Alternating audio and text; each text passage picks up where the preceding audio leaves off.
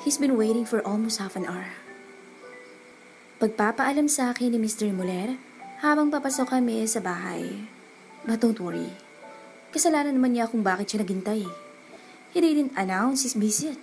Dagdag niya sa akin, bago niya inilingkis ang braso niya sa baywang ko sabay patong ng palad sa balakang ko. Dahilan para bahagyang manigas ang katawan ko. Kahit na ilang beses ko nang inihanda ang sarili ko sa mga ganito, ay hindi ko pa rin talaga maiwasang mabigla. Let's go. Just act naturally. Bulong niya sa akin bago ako tuluyang dinala sa loob. Pagkapasok namin sa bahay, ay naroon na ang lolo niya. Agad tong tumayo at matamis na ngumiti sa akin.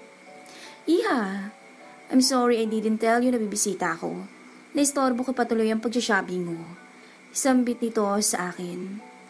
Ngumiti lang ako sa kanya bago ko mawala sa braso ni Mr. Muller.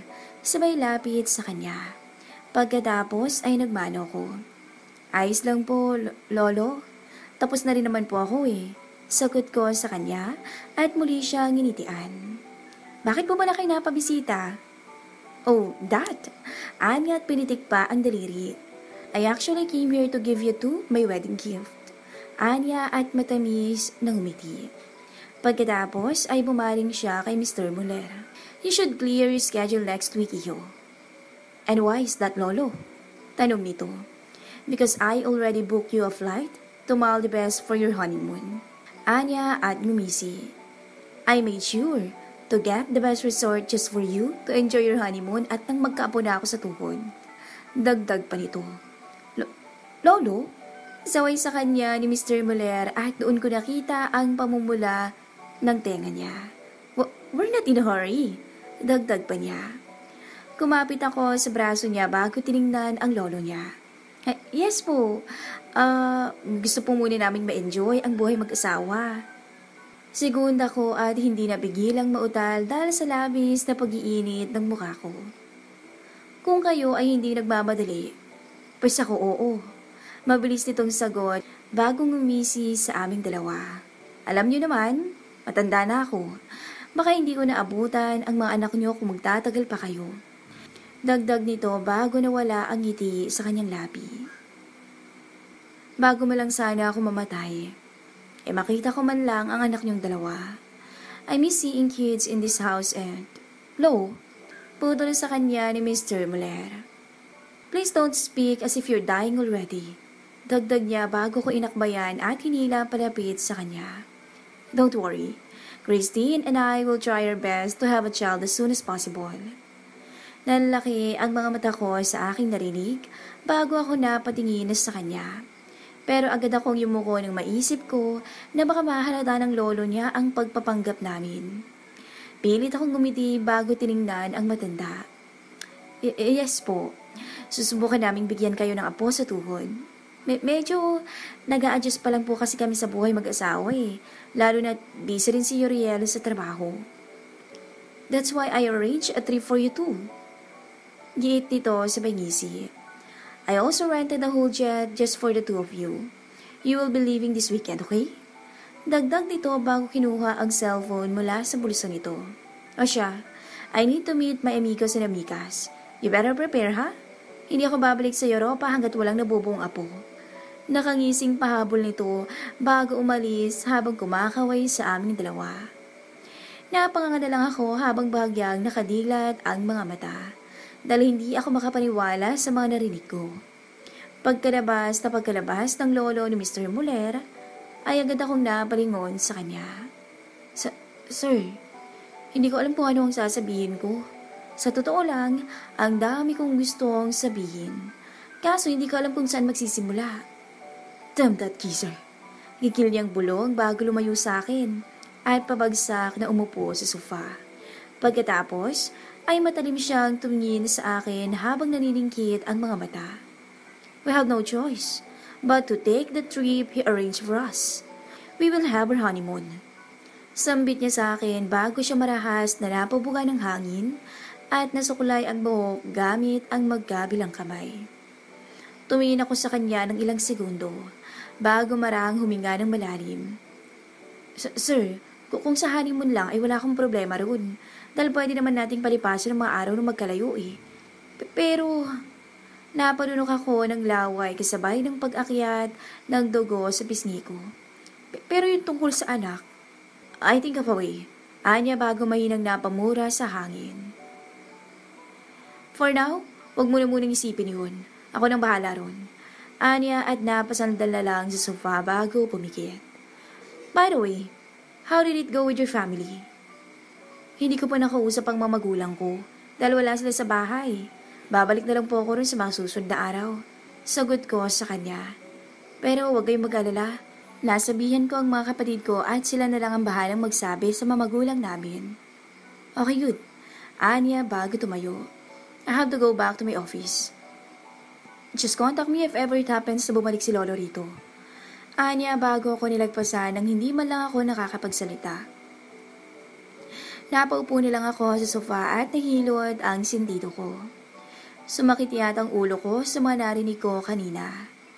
Nang medyo kumalma na ako ay nagdesisyon akong pumunta na sa kwarto ko para tingnan ang mga pinamiling damit ni Mr. Muller.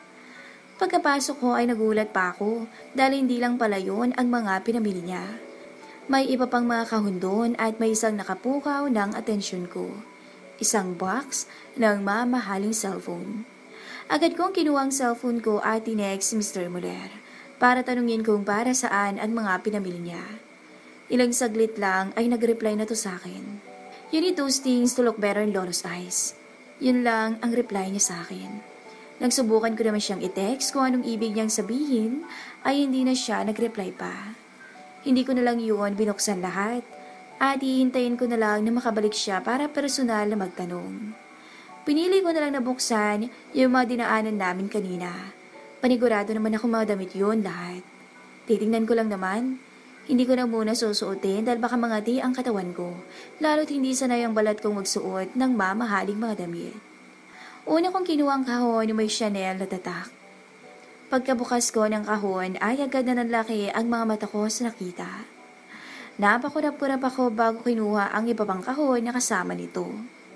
Umakyat ang dugo sa mukha ko nang makita ko kung ano ang laman ng lahat ng kahon. Bakit mga brat pant ito? Bulalas ko na lang habang nakatingin sa mga underwear na nakikita ko lang sa mga erotic movies. Para saan to? Dagdag ko pa at halos umusok na ang tenga ko sa init ng mukha ko. Napalunok na lang ako ng laway dahil unang beses kong nakakita ng mga panloob na ganoon ka-sexy. Pagsusutin ba ako ni Mr. Muller ng ganito sa honeymoon namin? Billionaire's Instant Bride, Part 11. Opo, pasensya na po talaga at hindi ko na kayo nahintay Kinailangan ko lang po talagang bumalik agad dahil may emergency sa kumpanya at kailangan ng presensya ko. Palusot ko sa aking ina at rinig na rinig ko ang buntong hininga niya mula sa kabilang linya. Hayaan niyo po, kapag nagkaroon ako ng bakanting oras ay uuwi ako riyan sa atin at nang makapag-usap tayo ng maayos. Dagdag ko pa bago nakagat ang labi ko dahil hindi ko mapigilan ang pagsikip ng tip-tip ko. Ang hirap talagang magsinungaling pero wala akong magagawa. Ito lang ang tanging paraan para masiguro kong hindi masisira ang kinabukasan ng pamilya ko. Na makakatulong ako sa kanila, lalo na sa aspetong pinansyal. Kaya kong ibaba ang sarili ko at lunukin ang pride ko, masiguro lang na may perang maiaabot sa pamilya ko. Nang matapos kaming magkausap ay agad kong binalingan ang mga pinamili sa akin ni Mr. Muller. Ibabalik ko ang lahat ng mga yun sa kanya dahil hindi ko yun matatanggap. Liban sa sobrang mahal ng mga yun, ay hindi ko rin kayang suotin ang mga yun. Tingin ko ang laswa kong tingnan kapag sinuot ko yun Hinintay ko na lang na makabalik siya galing ng opisina. At habang pinapalipas ang oras, ay minabuti ko na lang na lumabas ng kwarto at maghanap ng pwedeng gawin. Doon ay nakita ko ang 3 kasambahay na kinuha ni Mr. Muller. Ma'am, kumain na ho ba kayo? Tanong sa akin ng isa. Tingin ko ay kaedad lang niya ang ina ko. Nagluto po ako ng minuto. Umiti ako sa kanya. Ang sarap naman po noon. Sakto hindi pa po ako nagtatanghalian Sagot ko sa kanya. Kayo ho, kumain na kayo? Hindi pa po mami. Hindi ko nalang pinansin ang pagtawag niya sa akin ng ma'am. Siguro'y parte rin to ng pagpapanggap namin. Kailangan ko na masanay lalo na't mukhang tatagal ng higit sa 1 linggo ang lolo ni Mr. Muller dito sa Pinas. Sabay na tayong kumaing 4? Alok ko sa kanila. Mas masarap kumain ng may kasama. Naku, wag na po ma'am. Nakakahiya. Sabat naman ng isang matanda lang sa akin ng ilang taon. Ganon din naman ang isa na sa tingin ko ay nasa mid-30s na. Sige na, sabayan niyo na lang akong kumain. Hindi kasi ako sanay na kumakain ng mag-isa eh. Giyit ko at isa-isa silang nginitian. Wala na silang nagawa kundi ang tumango at samahan ako sa kusina. Doon ko sila nakilalang 3. Si Nanay Feli ang pinakamatanda. Si Ate Lala ang nasa mid-30s. At si Becky naman ang pinakabata at kaedaran ko lang. Napag-alaman ko rin na galing sa isang agency silang 3 at sabay na kinuha ni Mr. Muller bilang kasambahay. At kaya pala ma'am sila ng ma'am sa akin ay dahil wala silang alam sa nangyayaring pagpapanggap namin ni Mr. Muller. Hindi ko na rin pinaalam sa kanila ang tungkol doon dahil alam kong may rason kung bakit hindi ipinaalam sa kanila ni Mr. Muller ang tungkol na sa plano niya. Pagkatapos namin kumain ay nagpresenta ako na tumulong sa mga gawaing bahay. Pero hindi nila ako pinayagan dahil trabaho lang nila yun. Kahit ang humawak ng pamunas ay hindi nila pinagawa sa akin. Kaya minabuti ko na lang na bumalik sa kwarto ko dahil ang hirap manood ng walang ginagawa. Pagkapasok ko ay unang bumungad sa akin ang mga underwear na binili ni Mr. Muller. Muli na namang nag-init ang mukha ko dahil hindi ko mapigilang maisip na ako ang magsusuot ng mga yun. Kahit nga ang magbikini sa beach ay hindi ko pa nagagawa eh. Humilata na lang ako sa kama dahil wala rin naman akong maisip na gagawin. Kinalikot ko na lang din ang bagong cellphone na ibinigay niya sa akin. Unang beses kong makahawak ng mamahaling cellphone at mukhang ito pa ang latest model. Hirap na hirap akong gamitin yun, pero masasanay din naman ako. Pero matapos ang ilang sandali, ay nakaramdam ako ng antok, kaya minabuti ko na lang na umidlip. Kakapikit ko pa lang ay biglang nag-ring ang cellphone ko, kaya agad akong napabangon para tignan to. Napakunot ang noko nang makita ang pangalan ni Mr. Muller na rumihistro sa screen ng cellphone ko. Mabilis ko tong sinagot. Hello? I'll be home in a minute. Pack your things as soon as possible. Bunga niya sa akin pagkatapos ay pinatay na ang tawag nang hindi mala ako hinihintay na magsalita. Napakunot na lang ang noo ko dahil hindi ko alam kung ano ang gagawin namin. Baka may kailangan na naman kaming baguhin o hindi kaya ay asikasuhin. Napabuga na lang ako ng hangin bago sinunod ang sinabi niya na ayusin ko ang mga gamit ko. Isinali ko na rin ang mga pinamili niya para sa akin. At habang ginagawa ko yun, ay nasa mga underwear lang ang tingin ko. Ibabalik ko talaga yun sa kanya kahit anong mangyari. Matapos ang halos kalahating oras, ay nakarating na siya sa mansyon. Agad siyang nagtungo sa kwarto ko. Are you done? Yun agad ang bungad niyang sambit pagkapasok niya. Suot niya pa ang pang-opisinang kasuotan, ngunit medyo magulo na ang buhok niya. Bakas din ang stress sa mukha niya, lalong-lalo na sa mga mata niya. Yes sir, sagot ko sa kanya. Ano ba ang gagawin natin?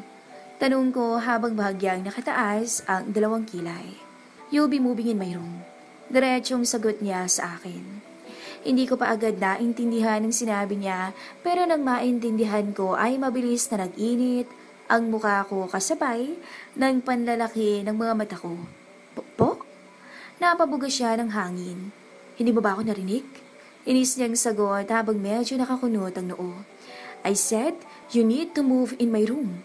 Lolo will be staying here. And it would blow our cover if he finds out that we're sleeping in separate rooms. Paniwanag niya bago tiningnan ang mga gamit ko.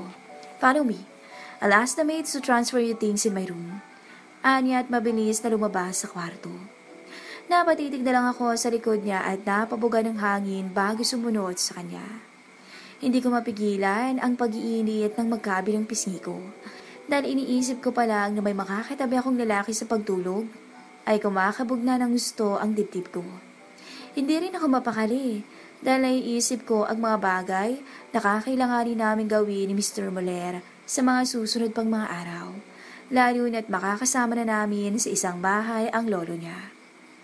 I know this is so sudden, but we have to do this. We're going all out. Sambit niya sa akin bago siya huminto sa tapat ng isang pinto. We have to do everything to convince Lolo. If you fail, alam mo nang mangyayari sa'yo. Dagdag niya bago tuluyang binuksan ang pinto. Yes, sir. Pagsang-ayon ko ay sumunod sa kanya.